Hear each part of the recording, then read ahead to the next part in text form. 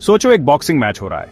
एक फाइटर के पास ग्लव्स हैं, ट्रेनिंग है और पूरा कॉर्नर उसको सपोर्ट कर रहा है। दूसरे के पास खाली हाथ, कोई ट्रेनिंग नहीं और भीड़ उसके अपोनेंट को चीयर कर रही है। यही कड़वी सच्चाई है पैलेस्टाइन इजराइल कॉन्फ्लिक्ट की। मिलिट्री ताकत में इतना फर्क सिर्फ हथियारों का नहीं है, यह है प्रोटेक्ट करने की पावर का, या दुख की बात है नुकसान पहुंचाने की पावर का।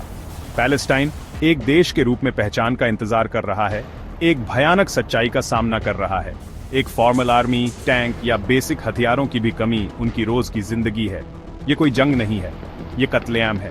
दूसरी तरफ इजराइल है, लेटेस्ट टेक्नोलॉजी से लैस, एक मजबूत मिलिट्री फोर्स और स्पोर्ट का एक ग्लोबल नेटवर्क। ये अंतर सिर्फ इस बारे में नहीं है कि किसके पास ज्यादा फायर पावर है, ये पावर डायनामिक्स के बारे में है जो एक फेयर फाइट की किसी भी उम्मीद को खत्म कर देता है।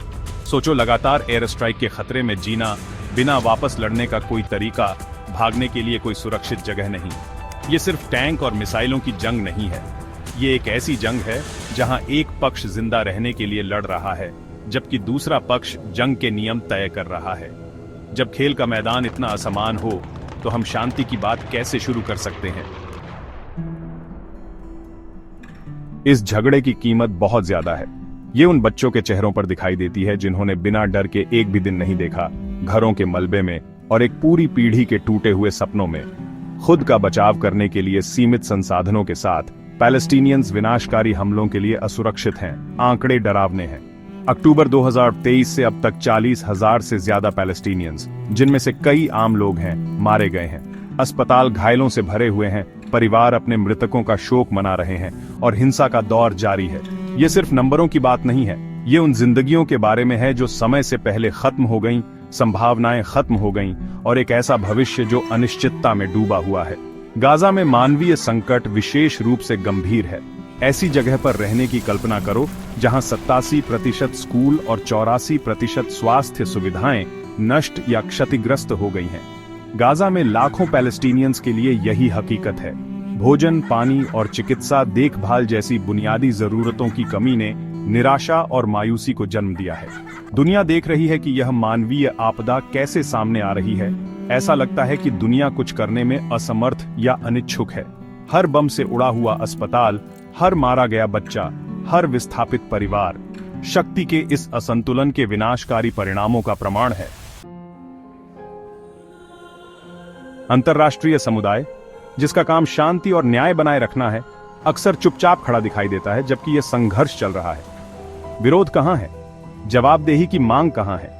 जबकि कुछ देशों ने हिंसा की निंदा करने के लिए कदम उठाए हैं, उनके प्रयास अक्सर ठोस कार्रवाई से कम पड़ते हैं। संयुक्त राष्ट्र, जिसे अक्सर संकट के समय में आशा की किरण के रूप में देखा जाता है, अपने प्रस्तावों को लागू करने के लिए शक्तिहीन दिखाई देता है। इस निष्क्रियता के वास्तविक परिणाम हैं जो उन लोगों को प्रोत्साहित करते हैं जो मानते हैं कि वे बिना किसी सजा के काम कर सकते हैं। एक एकीकृत और सशक्त अंतर्राष्ट्रीय प्रतिक्रिया की कमी केवल पैलेस्टीनियन लोगों द्वारा महसूस की जाने वाली अन्याय की भावना को गहरा करती है। उनकी आवाजें उदासीनता के शोर से दबी हुई सुनने लायक हैं। दुनिया को यह समझना चाहिए कि उत्पीड़न के सामने चुप्पी सांठगांठ है।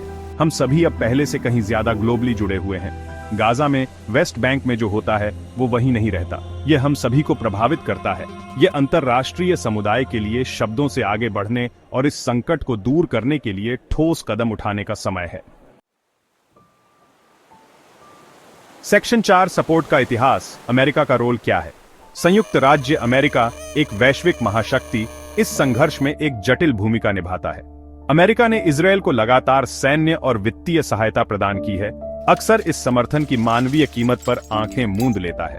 अमेरिका ने संयुक्त राष्ट्र में इजरायल की आलोचना करने वाले प्रस्तावों को वीटो किया है, जिससे पक्षपात की धारणा और हिंसा के चक्र को बढ़ावा मिला है।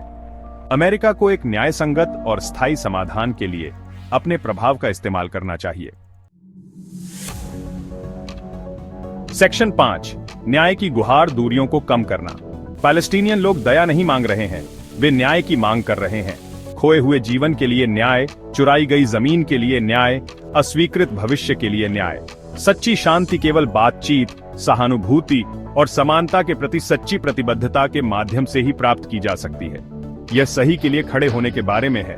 यह बेजुबानों की आवाज को बुलंद करने और सत्ता में बैठे लोगों से जवाबदेही मांगने के बारे में है। हमें अपनी पृष्ठभूमि या विश्वासों की परवाह किए बिना एक दूसरे में मानवता को पहचानना चाहिए। हमें उन कहानियों को चुनौती देनी चाहिए जो हमें विभाजित करती हैं और सहानुभूति और समझ पर आधारित साझा आधार तलाशना चाहिए। आगे का रास्ता साफ है।